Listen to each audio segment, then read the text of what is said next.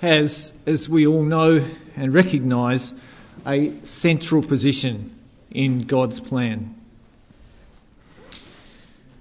The prophets of old, and going right back into the record of Deuteronomy, tells us that the land and the people hold a special position in the eyes of God. The land, we read in Deuteronomy 11, whither ye go to possess it, is a land of hills and valleys, and drinketh water of the rain of heaven, a land which Yahweh thy God careth for. The eyes of Yahweh thy God are always upon it, from the beginning of the year even unto the end of the year. The Messiah, brothers and sisters, reigns in the land of Israel. It is the first dominion of the kingdom. And so if we ask ourselves the question, Israel ready for their Messiah?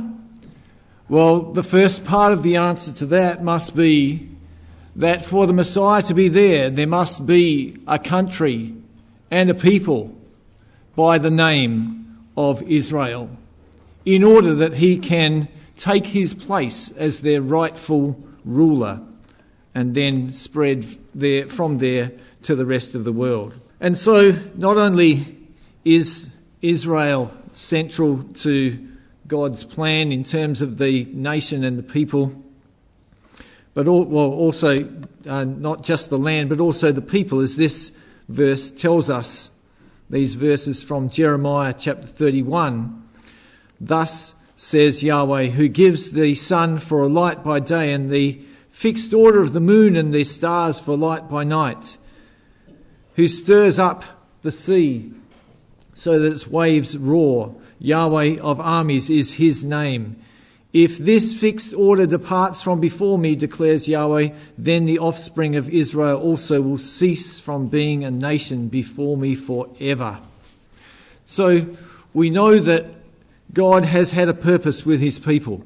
200 years ago, people would have looked and scoffed at prophecies about a nation of Israel, for there was no country in the world, and the people were scattered here and there across the world.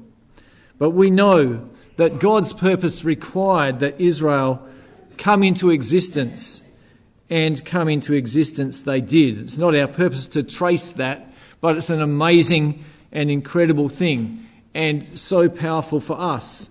We believe, don't we, brethren and sisters, young people and friends, that the nation of Israel is the greatest sign to the world in the latter days. Not only a sign that God has a purpose, but that he exists, and that the purpose of God in bringing their Messiah back to reign over them as king is advancing towards its fulfillment. And so the wonderful words of Psalm 102 tell us, but thou, O Yahweh, shall endure forever, and thy remembrance unto all generations. Thou shalt arise and have mercy upon Zion, for the time to favour her, yea, the set time is come. For thy servants take pleasure in her stones, and favour the dust thereof. So the heathen shall fear the name of Yahweh, and all the kings of the earth thy glory. When Yahweh shall build up Zion, he shall appear in his glory. And since the inception of our community, brethren and sisters, we have always regarded our hope as the hope of Israel. And we as a community have favoured the dust of that place. We as a community supported the restoration, the re-establishment, the resettlement of the Jews.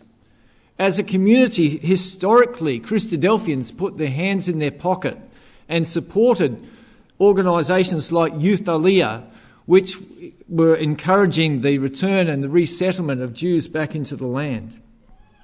Perhaps we need to examine ourselves in these last days to ask ourselves, how is our support for that remarkable testimony of Bible prophecy? Because it is the greatest sign in these modern days for us that God exists and that his purpose is coming to fruition. These are words that many of us will know pretty much by heart, brothers and sisters. Brother Thomas was not a prophet. We know he wasn't inspired by God. So what allowed him to write these words that are so remarkably accurate? He was a good Bible student, brothers and sisters, and as our brother Frank has said, how important it is for every one of us to open our Bibles and to study them. Let's read these words together. He wrote, "There is then a partial and primary restoration of the Jews before the manifestation," in other words, before the return of Christ, "which is to serve as the nucleus or basis of future operations in the restoration of the rest of the tribes after he has appeared in the kingdom. The pre-adventual colonization of Palestine will be on purely political principles, and the Jewish colonists will return in unbelief of the messiahship of Jesus and of the truth as it is in him. They will emigrate thither as agriculturists and traders in the hope of ultimately establishing their commonwealth, but more immediately of getting rich in silver and gold." And of course, those last words come from the reading that we had this afternoon from Ezekiel chapter 38. We'll have a little more to say about that in a minute. But the rebirth of the nation, brothers and sisters, there would be very few of us now in this room who were alive at the time when Israel became a nation again. But to those who were alive at that time, it is no doubt indelibly impressed in their minds. But for us, it is a matter of history that Israel became a nation again and fulfilled so many Old Testament prophecies, including, as we read from Ezekiel chapter 38 today. But I've got a few verses on the screen there from Ezekiel 37, that wonderful prophecy of the valley of dry bones that so remarkably describes Israel's situation before and after the beginning of the regathering. And so Ezekiel was inspired to write, "Then he said unto me, Son of man, these bones are the whole house of Israel. Behold, they say, our bones are dried and our hope is lost. We are cut off for our parts. Therefore prophesy and say unto them, Thus saith the Lord Yahweh, Behold, O my people, I will open your graves and cause you to come up out of your graves and bring you into the land of Israel." What a remarkable set of circumstances came together to cause that to come to pass. And so Israel was reborn. And they were reborn in turbulent times.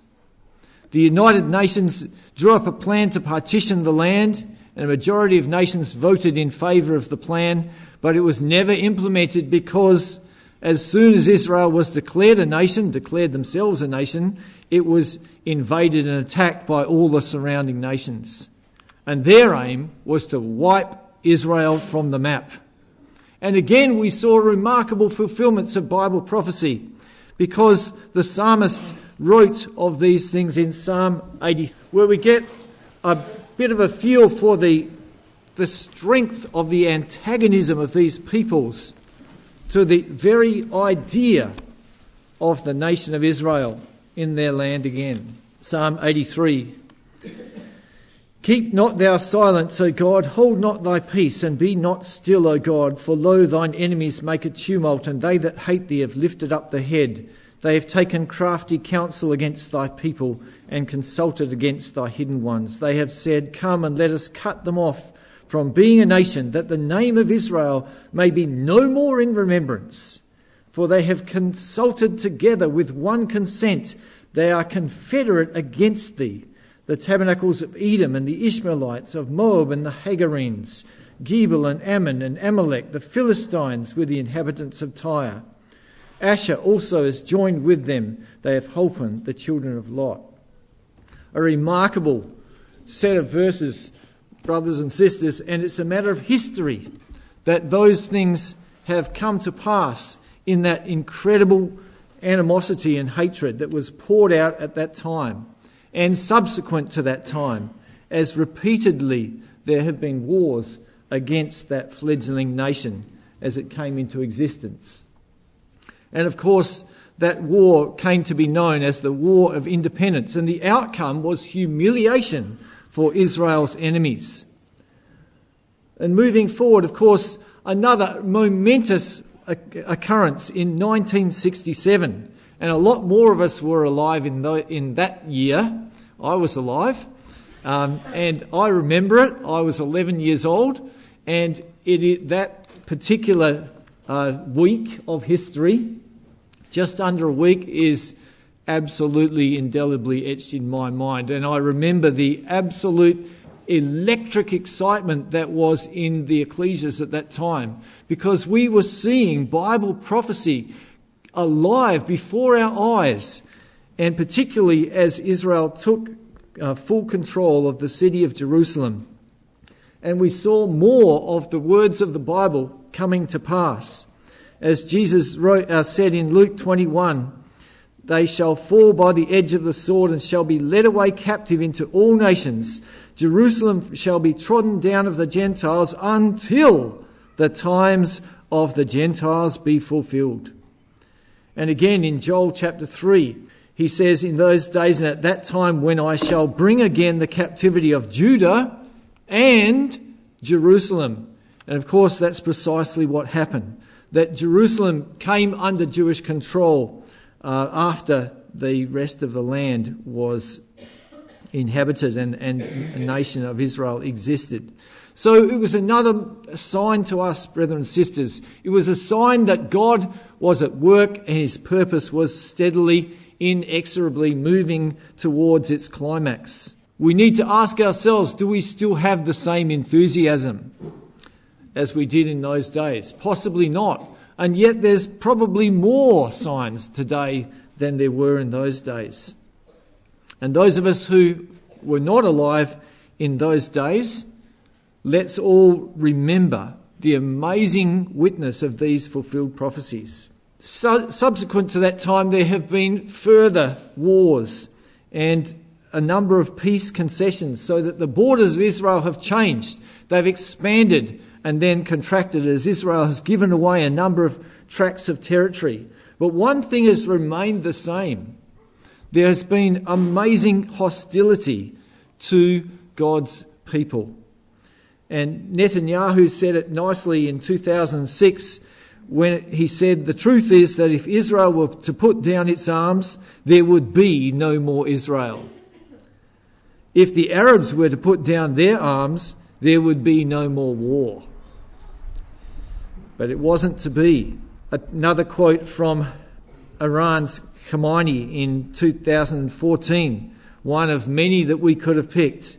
"This barbaric, wolf-like and infanticidal regime of Israel, which spares no crime, has no cure but to be annihilated."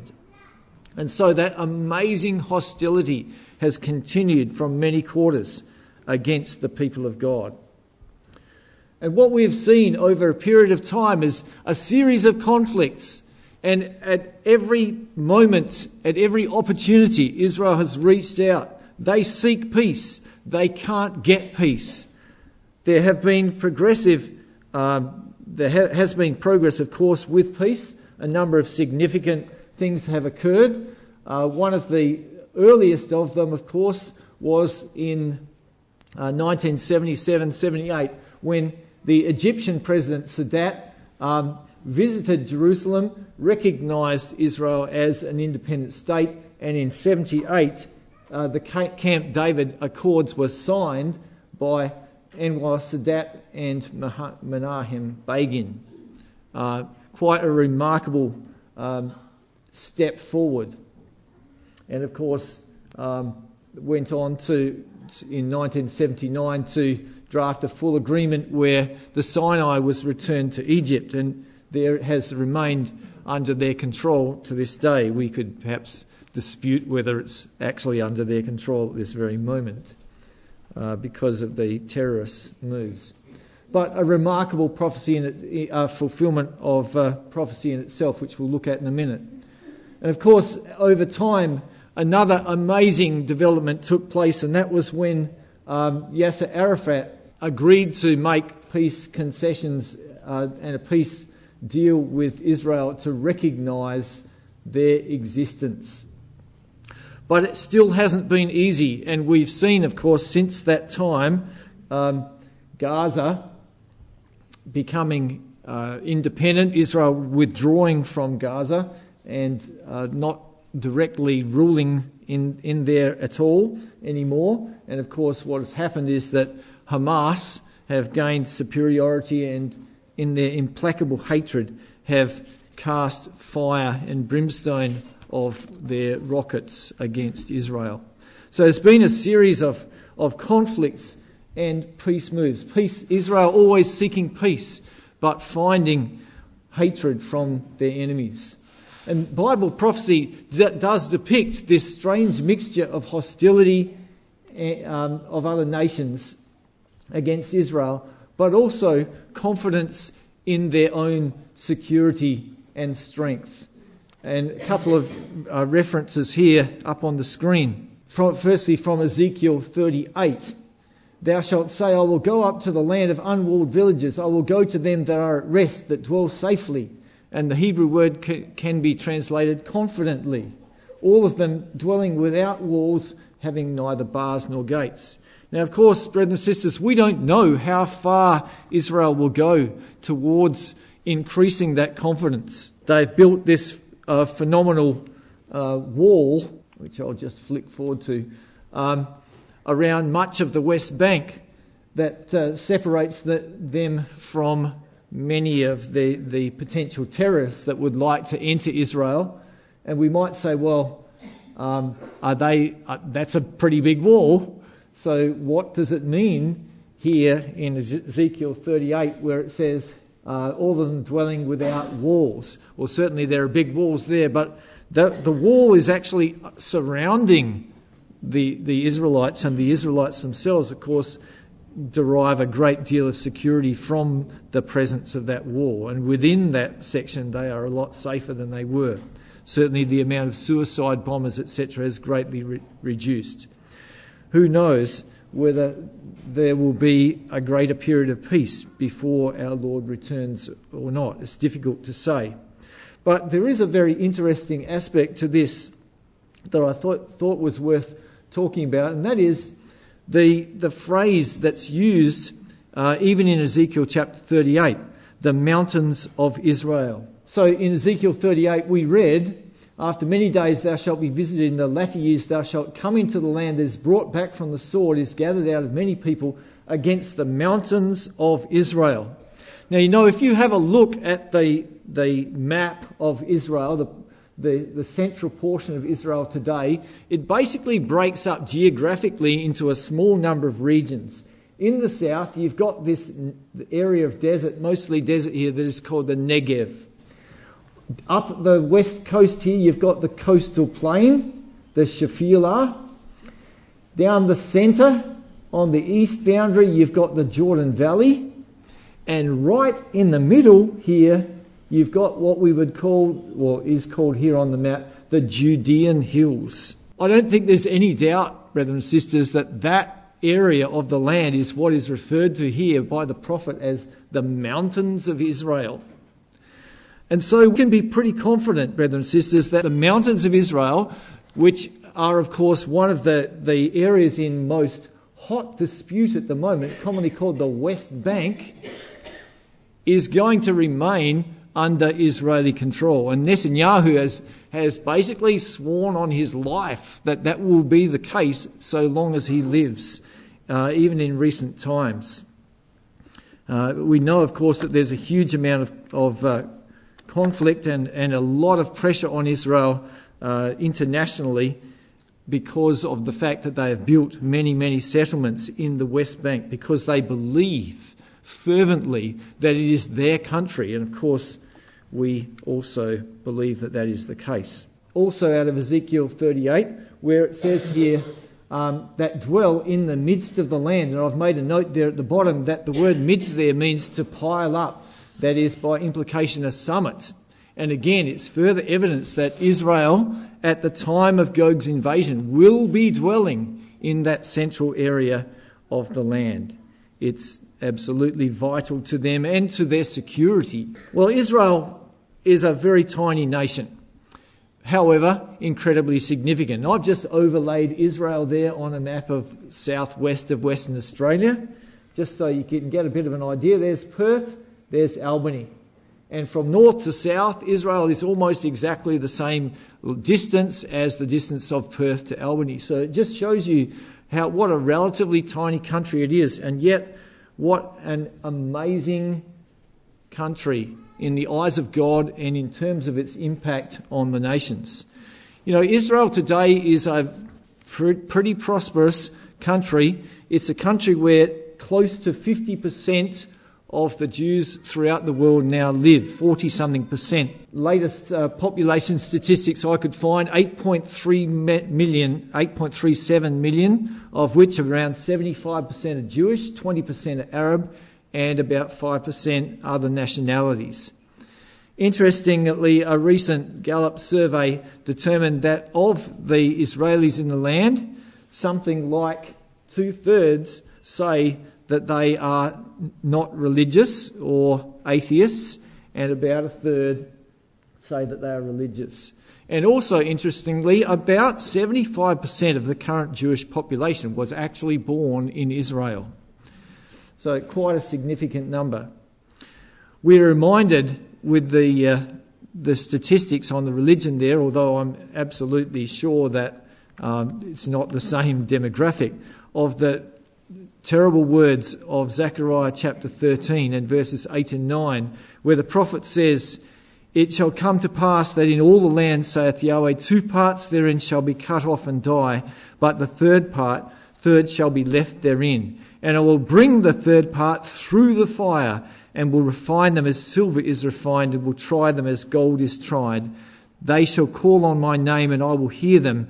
I will say, it is my people, and they shall say, Yahweh is my God." We can just only imagine, brothers and sisters, out of a population of 8.3 million, 2/3 dying. That's a huge death toll, isn't it? That is a colossal tragedy.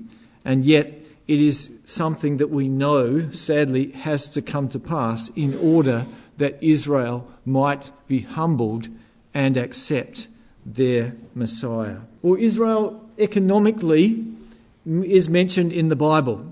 And if we go again to Ezekiel chapter 38, in verse 13, Gog is asked, "Art thou come to take a spoil? Hast thou gathered thy company to take a prey, to carry away silver and gold, to take away cattle and goods, to take a great spoil?"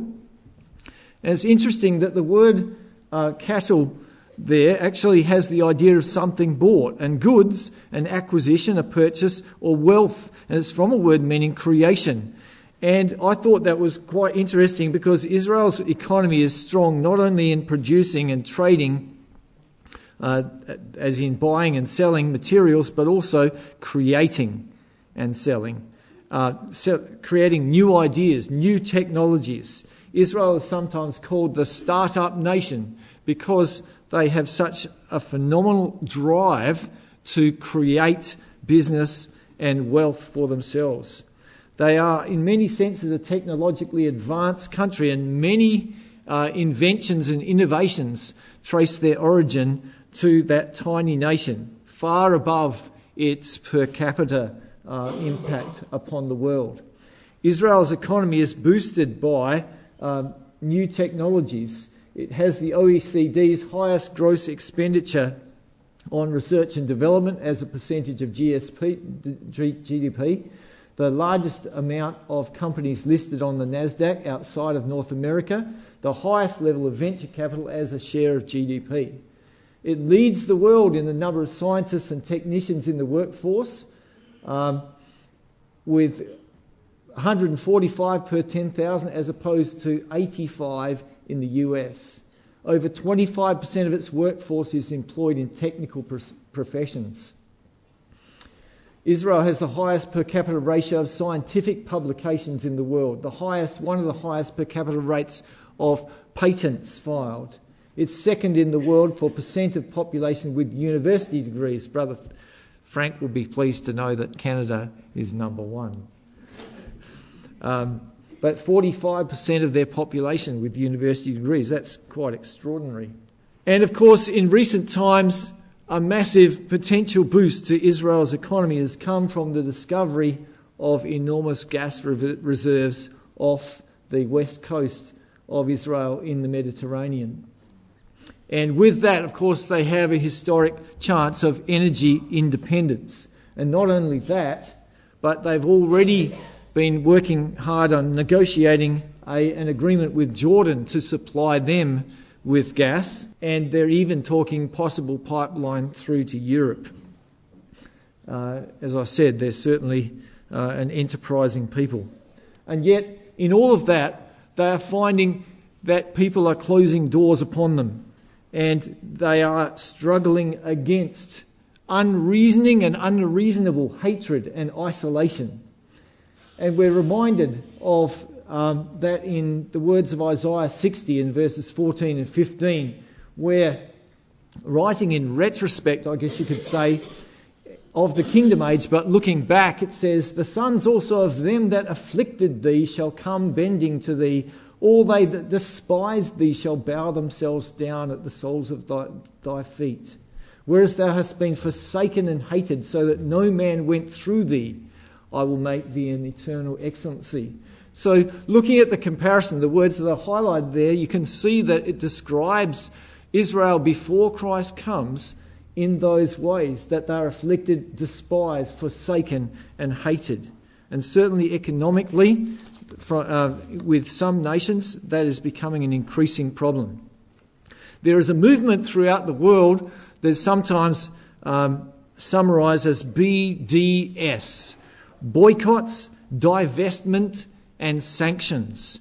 And those three are regarded as weapons, new weapons, economic weapons against Israel, rather like what has been applied by the US against Russia because of its Ukraine invasion. But anti-Semitism, brothers and sisters, has been on the rise, and certainly 2014 was the second worst year on record for anti-Semitic incidents, particularly in Europe. And because of that, there has been a significant rise in emigration from Europe and into Israel. There has been a rise in what we might call, rather ghoulishly, classic anti-Semitism, that which has been around for centuries. But there's also a rising threat which is called by the rather lengthy term delegitimisation. It's a subtle battle of the media where people are regarding Israel as not legitimately in the land, and they regard them as the oppressors of the Palestinians, and even compare them to South Africa, the apartheid regime under South Africa in the past. This was an interesting article that just came up this week. The United Church of Canada, that's a coincidence, voted in favour of divestment from Israel during its 42nd General Council meeting to address, they said, the illegal occupation of Palestinian territories by the State of Israel. With more than 2 million members, it's the largest of the Protestant churches in Canada. So you can see that this is significant, and it's repeated in many organisations around the world. And so Israel is under an economic threat, a potential economic threat because of that. It's rumoured that at the upcoming 70th General Assembly of the United Nations in September of this year, just a couple of weeks, there is likely to be a France-sponsored motion put on the formal acceptance of a Palestinian state. And there's a lot of rumouring about what that Palestinian state is going to include. But if it is passed by the United Nations General Assembly, then there would be sanctions against Israel should she not comply with that. And so we are looking at a potential ramping up of international pressure against the nation of Israel. And as I said, not surprisingly, as a result of increasing hostility, some of the terrorist acts in France and so on that have been particularly targeting Israelis, there's been a surge in immigration. Interestingly, the biggest surges come from Ukraine, where often we don't necessarily hear about it, but anti-Semitism in war is a very real thing, and where most normal laws that inhibit people's behaviour go out the window, and anti-Semitism is doubly, triply a problem. So a very large increase in immigration to Israel. And we're reminded again of the Bible prophecies. Behold, I will bring them from the north country, gather them from the coasts of the earth, with them the blind and the lame, the woman with child and her that travaileth with child together. A great company shall return thither. They shall come with weeping, and with supplications will I lead them. Netanyahu, at the time of the recent terrorist attack in Paris, called on European Jews to immigrate to Israel, saying he would welcome them with open arms. There's something like 500,000 Jews in France at the moment, making it the second largest diaspora population after the US. And some of them have taken the opportunity and left. But again, we're reminded that there are still the hunters and the fishers, brothers and sisters. And so Jeremiah wrote, Yahweh liveth that brought up the children of Israel from the land of the north and from all lands whither he had driven them. And I will bring them again into the land that I gave to their fathers. Behold, I will send for many fishers, saith Yahweh. So Netanyahu at the moment is acting as a fisher, inviting and encouraging the Jews to come back to the land. But the anti-Semitic persecutors of the Jews are still acting as hunters, in order that God's purpose with his people and the preparation of a people for the Messiah may occur. Israel remains, brothers and sisters, a troubled land.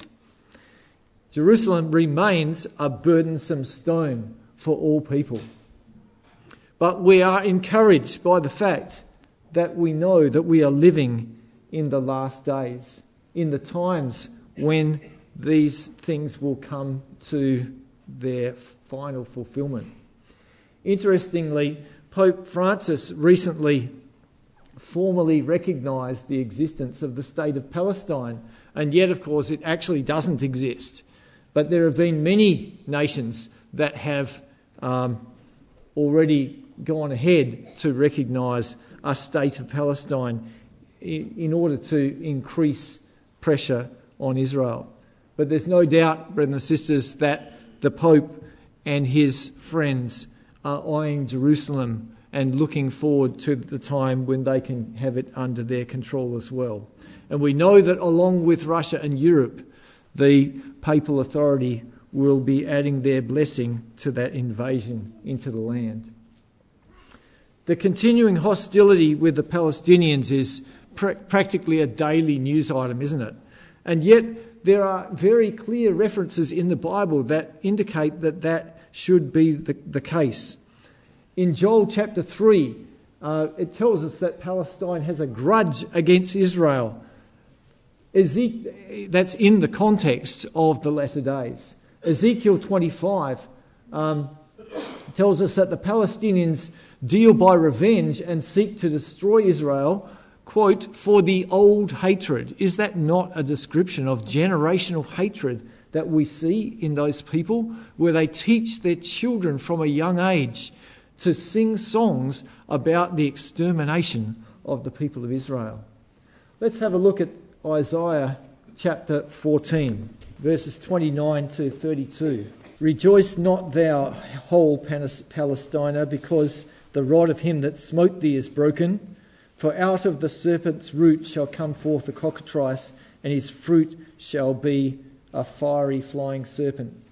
And in recent times, I believe there is a latter-day application to this, brothers and sisters, because Israel has smitten the Palestinians, and they will rejoice when they see Israel under the crushed by the Gogian host, but it won't last for very long at all, because verse 31 says, "Howl, O gate, cry, O city, thou whole Palestina art dissolved, for there shall come from the north a smoke, and none shall be alone in his appointed times. What shall one then answer the messengers of the nation? That Yahweh hath founded Zion, and the poor of his people shall trust in it." So the anti-Zionist Palestinians will rejoice when they see Israel being crushed by Gog, but will in turn be annihilated by that mighty host. Well, there are also extremely interesting developments with Israel's southern neighbours, brothers and sisters, and this is certainly an area that we need to watch. The rise of the threat of a nuclear Iran, and also of the terrorist group IS or ISIS, it is changing the political map of the Middle East. It's extremely interesting that what we're finding is that Israel is developing a relationship with Saudi Arabia and with Egypt and with Jordan because of the mutual threat of these troubling powers to the north in the Arab world. And it's certainly extremely interesting for us to watch. And it's kind of fascinating also, Israel's reliance upon Egypt and their peace treaty with Egypt reflects something that has happened so many times in the past. And in Ezekiel chapter 29, we don't have time to go there now, but the context has an application in the latter days.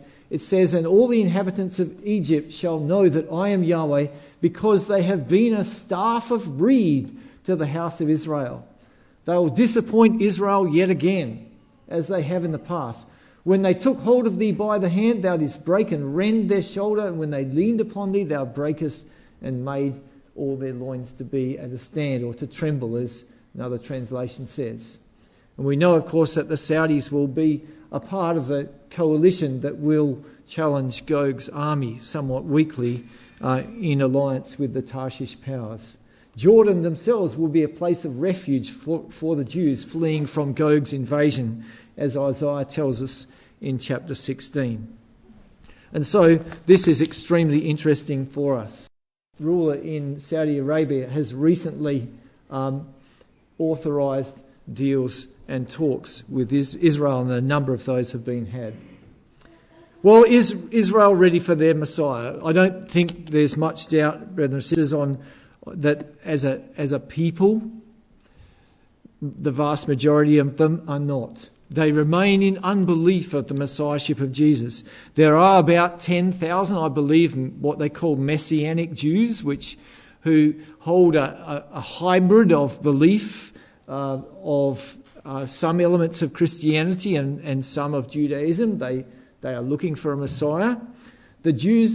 The Orthodox Jews themselves, and there are some there, amongst them there is an expectation of the coming of Messiah, but what that actually means is very variable. But this one here that has been recently quoted has been talking very clearly in recent times of the coming of the Messiah. And yet, brothers and sisters, it is not the Messiah that we understand. And so as a nation, no, they are not ready. But in the purpose of God, yes, everything is ready. Everything is in place for the coming of the Messiah. Interestingly, these two passages both tell us that in the eyes of God, Israel, he says in Zechariah 13, "I will cut off the names of the idols out of that land, and they shall be no more remembered." What idols are there? Well, and we know an idol is anything in which you put your trust. Look at this advertisement across the bottom of the screen there. Is that not an idol? Iron Dome. Is that not something in which they put their trust to save them? We believe so. And of course, Amos says in Amos chapter 6, "Ye which rejoice in a thing of naught, and which say, Have we not taken to us horns by our own strength?" He says, "Behold, I will raise up against you a nation, O house of Israel, saith Yahweh of armies, They shall afflict you from the entering in of Hemath unto the river of the wilderness. And so God will bring the mighty power of Gog down to humble his people, because that is the final stage of getting them ready for their Messiah.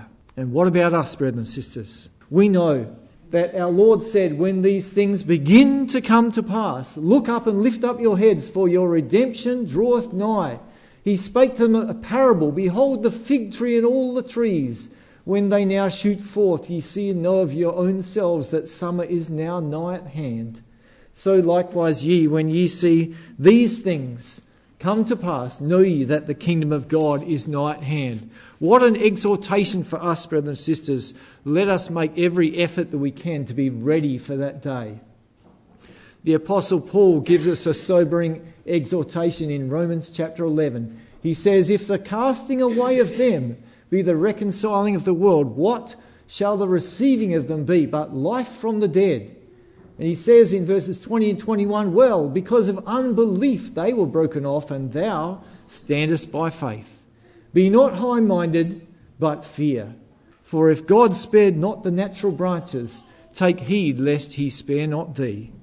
So, brothers and sisters, let us all encourage one another to recognise the wonderful gift that God has given us in the hope of Israel. And let us exhort one another, and so much the more as we see the day approaching.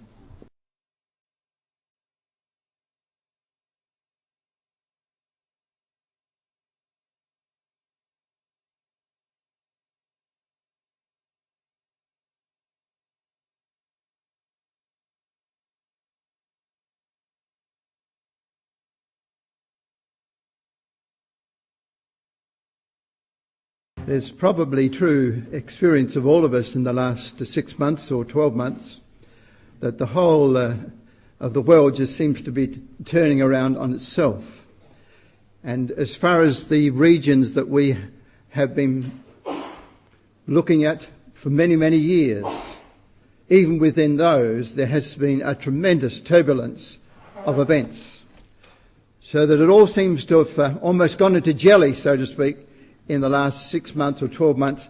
Very hard to say just where it will go from here. So there's no use us making up sort of patterns of ideas that it's going to go this way. In fact, if we really don't know where it's going to go, or rather how it's going to go to the place that we do know. I think the important thing is, in these prophecy days, that we have a clear concept when we leave of where it will go. How it gets there is another issue, and always was. And has been already stated today, there's a number of times when we've been quite surprised to see the way that things have actually come out. And other times we've just simply had to wait.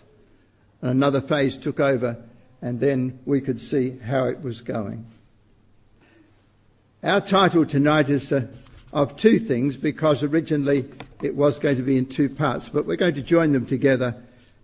And when you think of all those names together, you think, well, however will we get there? We'll be here till midnight. ISIS, Iran, Iraq, Israel, and the Bible's answer. No, we won't be here till midnight. But nevertheless, there is a huge area of questions that are in our minds concerning these matters, and we hope to make some good use of the opportunity. Here's the general area that we're looking at in this third section. The principal players: Turkey and Syria, in Iraq, in Iran, Saudi Arabia, Yemen, Sheba and Dedan down in this lower section here. Then there's, of course, Egypt, and Libya is part of Sudan, or Sudan is part of old Libya. And then tiny little piece of purple up there is Israel. They are the principal countries, and they've all got substantial population, but it does vary considerably. Iran has a population of something like 70 million, Iraq something like 27 million, and it varies from then in the different countries. The religious affiliation is essentially right through that area Muhammad, as we well and truly know. The Sunni Shiite controversy has been a big thing in our papers. I suppose it's true that 10 years ago, very few people could have answered the question, what's the difference between Sunnis and Shiites, or what's it all about? But today we all know something about that, don't we? It's because it's become so remarkably significant to us. Muhammad came on the scene in 612 AD. And he wasn't overly effective in generating a large following within his own life. He was gone in 20 years, so by 632 he was off the scene, but he had indeed established a movement. When he died, a man called Abu Bakr took over from Muhammad. And it was Abu Bakr who vastly extended the Mohammedan influence. In the next 10 years, and it's almost hard to believe, in the next 10 years, through the leadership of Abu Bakr, the Mohammedan faith was spread from Pakistan right over here on the east, right along the North African border to Algeria. It was an incredible success. He was a genuine head of the Mohammedan movement. The issue then arose in the next 3 or 4 leaders, the third and the fourth after that, as to how they were going to appoint the next head. No one disputed Muhammad. No one disputed Abu Bakr. But who was going to be the next, and on what grounds would he be appointed? The Sunnis were the people who said it's got to be someone that has a continuing lineage from Muhammad. It's got to be of his blood, in his line. And the Shiites said, no, it doesn't have to be. So the one says it's got to be from Muhammad's bloodlines, and the other says it doesn't. My dear brothers and sisters, history's got a laughing moment sometimes, hasn't it? 1,300 years that's been debated with blood, never stopping, because of that foolish controversy. The truth was, who knew what it should be? But for 1,300 years that divided the Mohammedan community. And today, as we know, feelings on that issue are as strong as they have ever been in history. In all those varying countries, those Mohammedan countries, there are different percentages that are Sunni and others that are Shiite. They all have something of both. But the only two that are truly Shiite by majority are the Iranians and the Iraqis. Now, one of the things we want to try and really get through tonight is, what about this ISIS? It has been on everybody's minds. What's it all about? Well, it came suddenly before the world, didn't it? Sudden arrival of ISIS was a phenomenon that you saw this vague big spread across the map in the paper, and you think, wherever that will come from, within a week, certainly within 2 weeks, a half of Iraq had been more or less crossed over by ISIS. But that's not where it arose. It arose actually, firstly, in Syria. Now, you will remember President Assad. He's still president of Syria.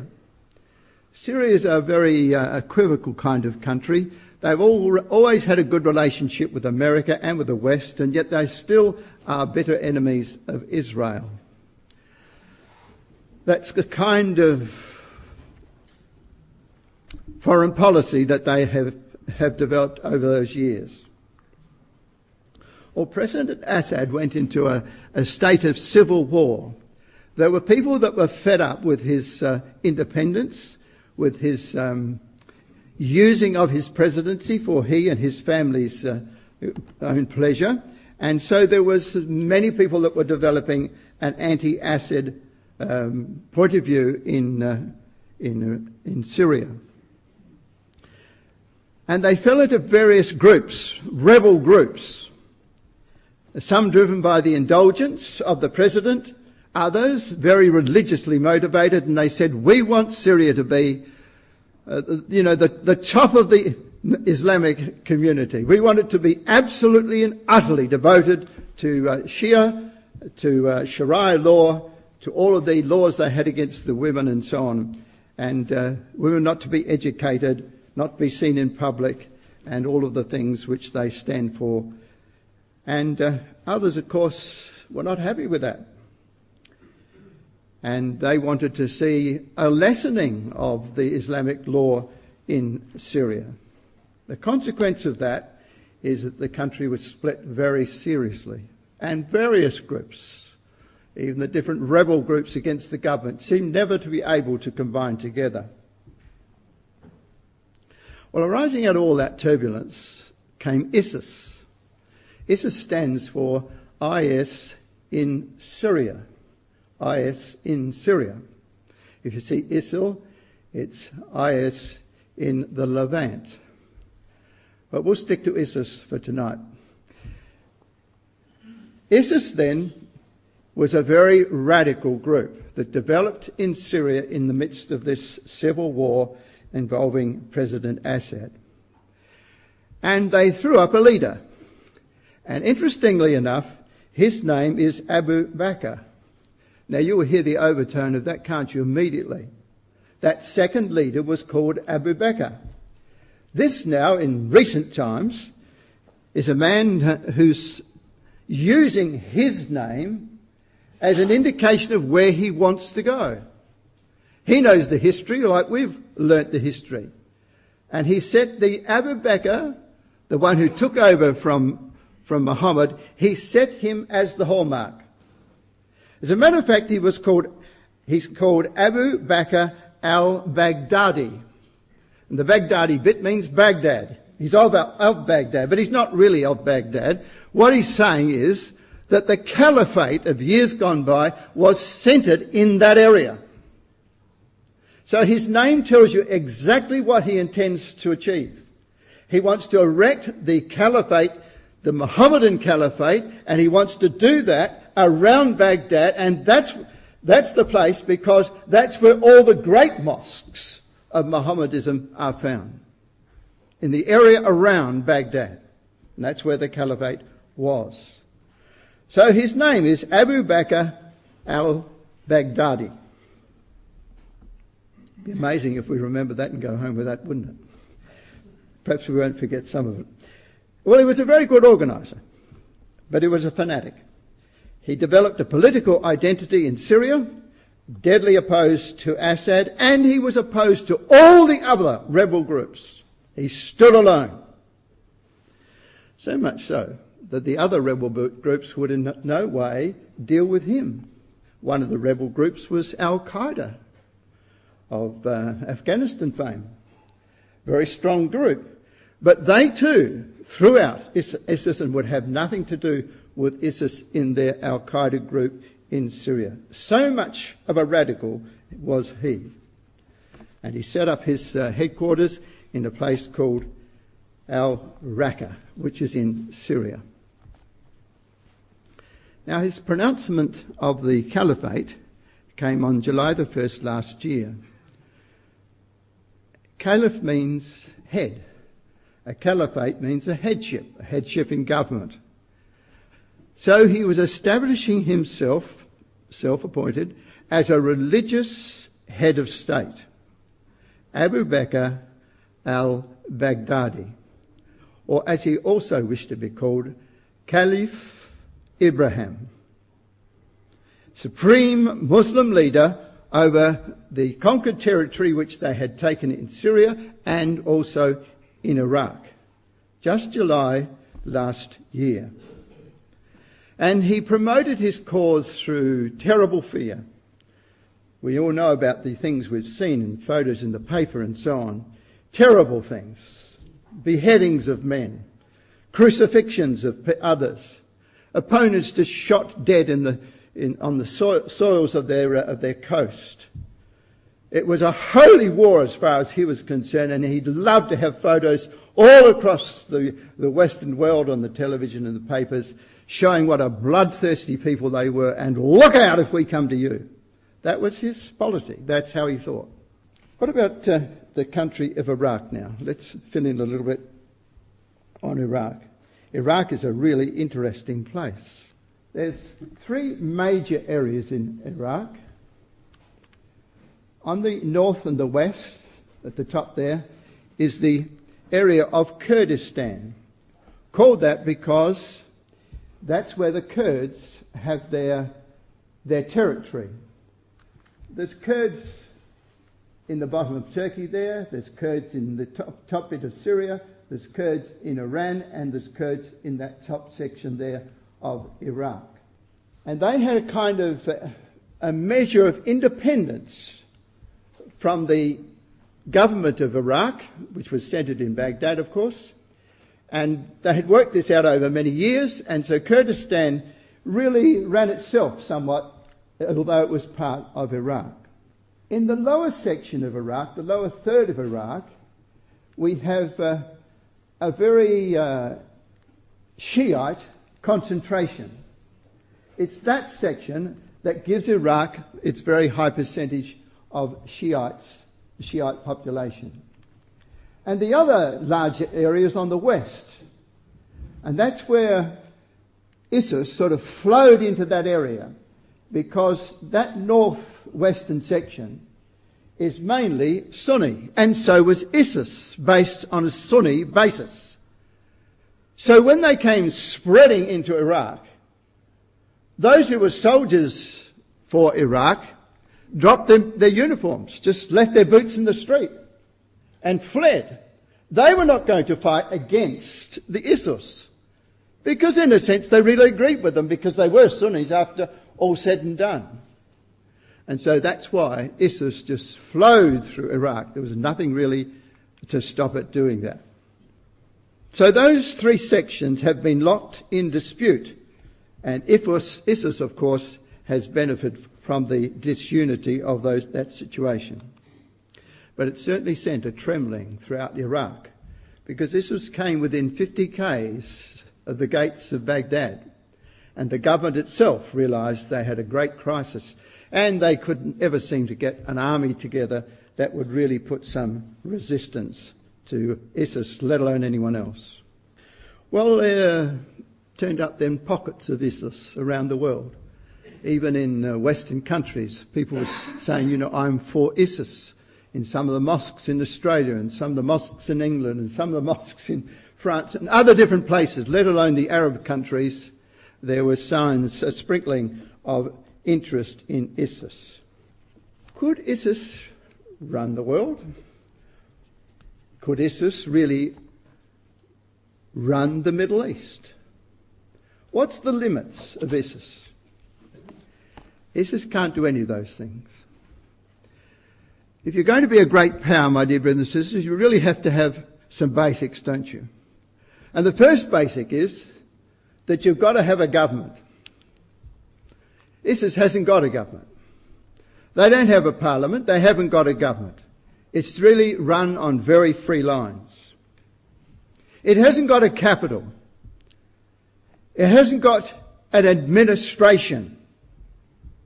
It has no planned economy. It doesn't make anything. It has no engineering quality, no manufacturing ability whatsoever. And it has no king.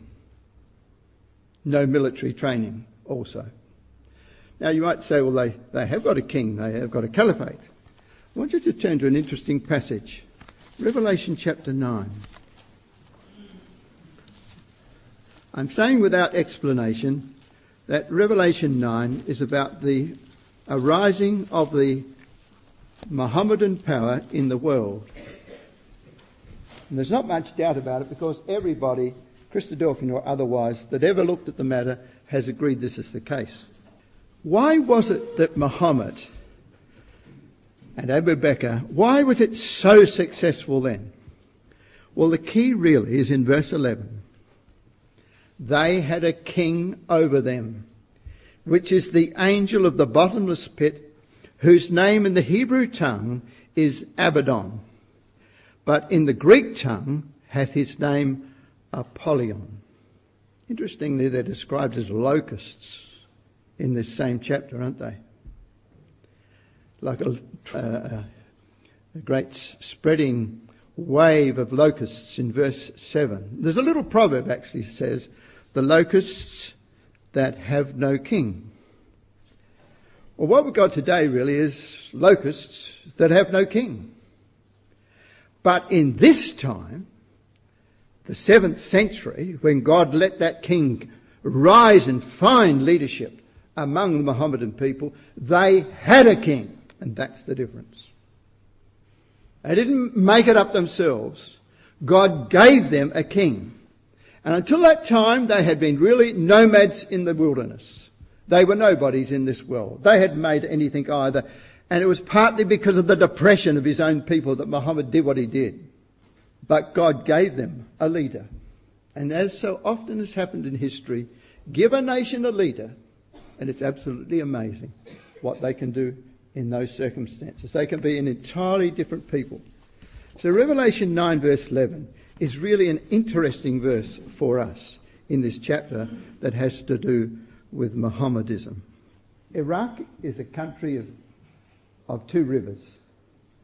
On the left-hand side, and the more western side, you've got the river Euphrates, the great river as the Bible describes it. Gets pretty close to another river which runs more on the eastern side, and that's the river Tigris.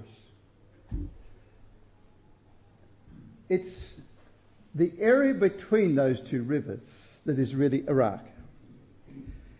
It's a land of rivers, and it's between the rivers that the land is rich and good. It's a very rich piece of ground. We call it Mesopotamia, don't we? Because Mesopotamia means between the rivers. And you know, that flat that goes between those two rivers, for the most part, is exceedingly fertile. Jesus spoke in the parable about putting one seed in and it might have 30, 60, 90, 100-fold. But I've read concerning Iraq that its flats are so prosperous that sometimes they get 400-fold, even 600-fold from as an increase. So it's an interesting place, and it has tremendous potential to grow things. Outside those rivers, it's essentially barren. Inside those rivers, it's remarkably prosperous. The rivers are the country. What's the historic significance of Iraq? Where's the first reference to something in Iraq? Well, the first man that ever lived in Iraq. Adam and Eve were in Iraq, and they were close to those two rivers. Rather amazing, isn't it? The whole story of mankind and his habitation on the earth began in what we today call Iraq. Another wonderful person who came from Iraq was Abraham. He was very close by, wasn't he, to the river Euphrates in the town of Ur, which is just by Babylon. Abraham arose from the area of Iraq. What an amazing, interesting thought that is. That was the home place of dear Abraham, the father of the Jewish people and of the Arab people. Thirdly, Babylon was in Iraq, the most signal enemy of Israel in all of the Old Testament. Fourthly, the city of Nineveh, the capital of the Assyrians, was on the river Tigris in Iraq. Nothing unimportant about Iraq, is there? A huge amount of origins are found in that very place. And as we've said before, the headquarters of the Islamic Caliphate was in Iraq, essentially around Baghdad. How did that happen? Well, it happened this way, or what happened from there was this.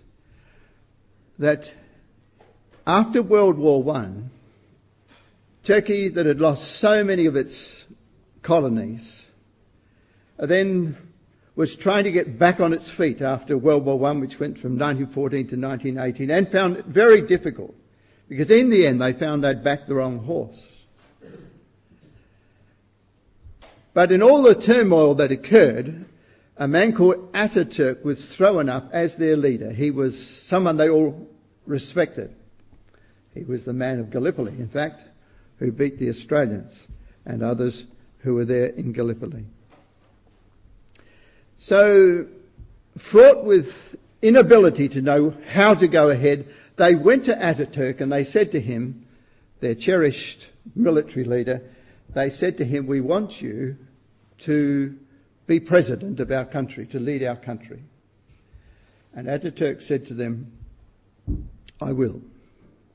But I'll only do it if you give me full reign with no religious influence in the government. It will be a secular country." 1924. Now, my dear brothers and sisters, that was a huge thing, wasn't it? Here was a centre that was the very hub of the Mohammedan faith. And Ataturk is saying, "I'll rule in Turkey, but it will be essentially a secular state. It will not be religiously controlled." So they accepted that. Ataturk ruled, and he was very effective. And his constitution that was formed in 1924 has really dominated Turkey to this present day, except that Mr. Erdogan would really like to change it. He's much more Islamic-minded than they were back in those days. So, in a sense, this helter-skelter behaviour of the Arab nations in recent years, this random years of no real policy or direction, is related to that event. They had no caliph. They had no caliphate. It was left virtually leaderless. So that's why some years ago, around about 20 years ago now, you'll be able to remember that there was a long war between Iran and Iraq. And at the time I used to think to myself, why do you want to have a go at each other? You're both Mohammedans. You're living there alongside each other. What's it all about? Well, what it was about is that Saddam Hussein, he wanted, as the leader of Iraq at that day, he wanted to be the leader of the Muslim world. And the leader of Iraq, he wanted to be the leader of the Muslim world. He Shiite, and Saddam Hussein, he being a Sunni. So that was the meaning of the 8 years of war. And it was so bitter and went on for so long that eventually they had boys of 8 years and 10 years going out with rifles to have a shot at each other. It was absolutely pathetic. And the world looked at it and said, whatever are you doing there? That was the meaning of that. It was just another round of this business, and because they never had a leader. God did not give them a leader like he had before. Now, I'd like us to come back to Revelation chapter 9. Just a couple of rather interesting photos. That's the upper reaches of the Euphrates. In the top area there of Turkey, of north-eastern Turkey, the mountains get up to 9,000 feet, 3,000 metres, and it's a place of great rainfall and snowfall, and there's many dams that are put along the river, and then of course hydropower is wrecked off from them. It's quite a valuable piece of country. Thanks. And when you get right down the bottom of the river, this is just before it goes into the Persian Gulf, you have the Shat al-Arab, and at places it's miles wide, as the two rivers, Tigris and Euphrates, have combined together, and that's what it looks like when it goes into the Persian Gulf just shortly after that. Now, coming back to Revelation chapter 9, I might just say that every commentator of antiquity as in more recent times, always gets Revelation 9 right. Isn't that interesting? You can look up just about anyone you like, and they got it right. Why was that the case? Because when you look at the details of Revelation 9, it's just unique. There's nothing else in the book of Revelation or anywhere else, anything like it. So when it turned up in AD 612, 632 in Mohammedans' time, and it was starting to develop and people could see what it really was, they looked at that and they looked at this and they said, well, that's got to be the answer. And they all got it right. So clear was the description in Revelation chapter 9 that this was the uprising of the Mohammedan power. So we read in this story, Revelation 9 verse 13, the sixth angel sounded, and I heard a voice from the four horns of the golden altar, which is before God, saying to the sixth angel, which had the trumpet, loose the four angels which are bound in the great river Euphrates. Now that's the phrase we want. Here's a statement that the river Euphrates, which is like a symbol of all that area, that's going to go over its banks and spread abroad. That's the sense of Revelation 9 verse 14. And it fitted the history when the history came, when this history caught up with it. It fitted perfectly. What, from Pakistan to Algeria, all in 10 years? That's sure a flooding of the area that once was bound by the river Euphrates. Did you know almost every commentator, Christadelphian or otherwise, gets that perfectly clear? Now, if you come to another passage in the 16th chapter, Revelation 16 and verse 12, it's up there on the sheet. The sixth angel poured out his vial upon the great river Euphrates, and the water thereof was dried up, that the way of the kings of the east might be prepared. Now we all know that Revelation 16 is close to Armageddon, because just underneath that it says about Armageddon, doesn't it? So it's latter day. What it's saying is that in the latter days, the river that went beyond its borders and spread so vastly would retreat, and the great river Euphrates would go back to its original borders, dried up. Now, our dear brothers and sisters, that's got a tremendous amount to do with how we understand the present situation. There was a time when God said, here's your king, and away you go. And it worked. But in Revelation 16, he's not saying that. He's saying the opposite.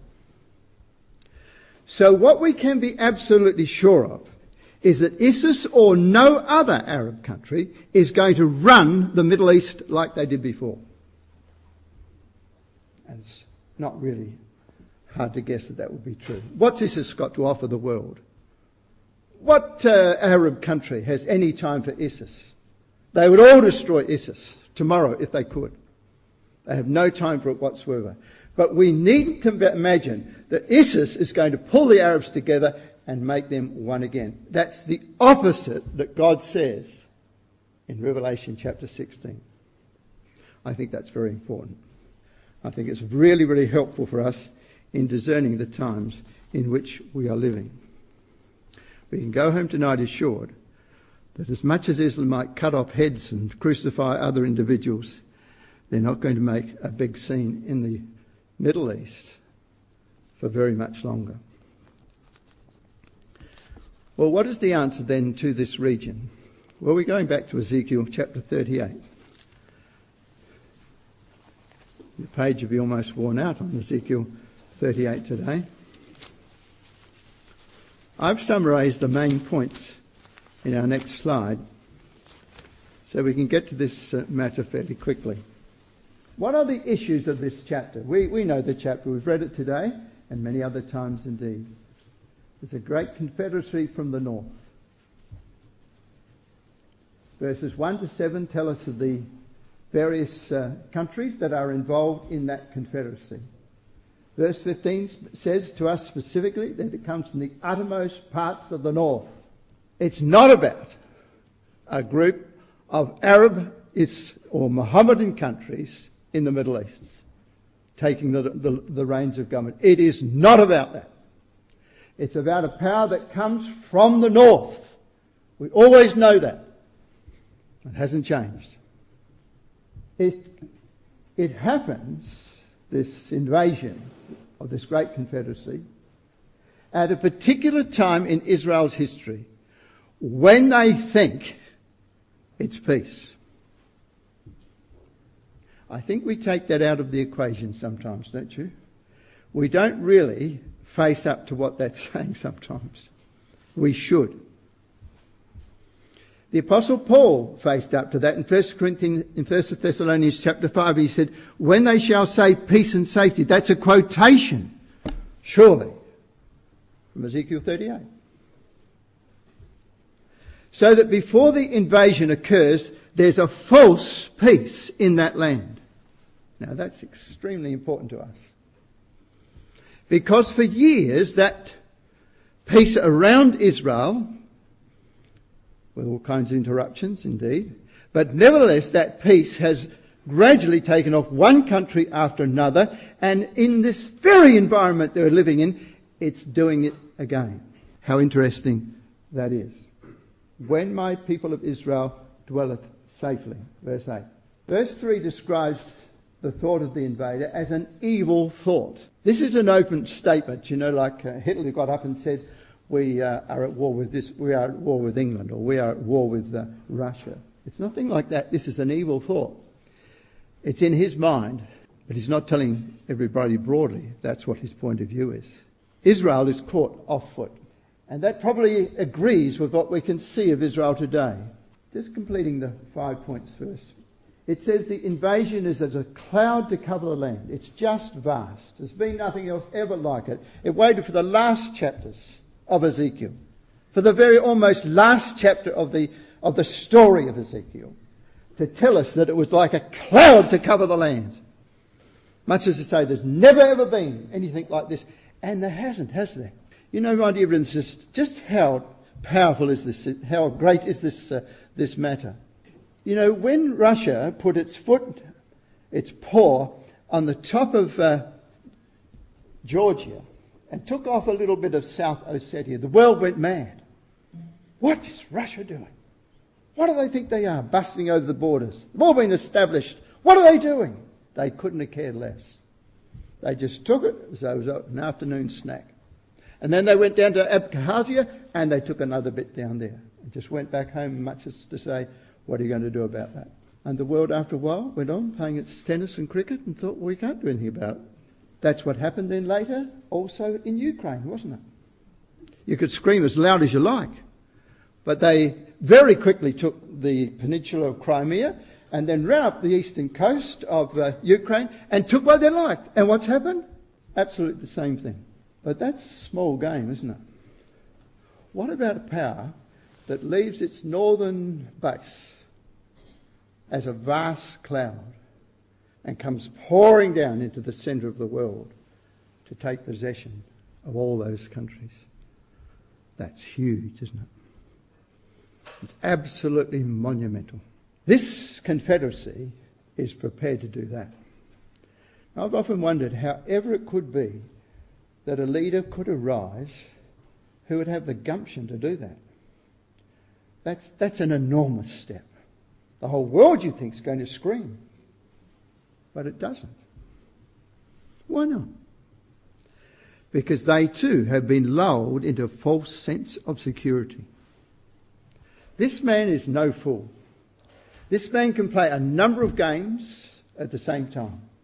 It's as though he's got a set of drafts up for all these different countries. He just plays a few shots every now and again.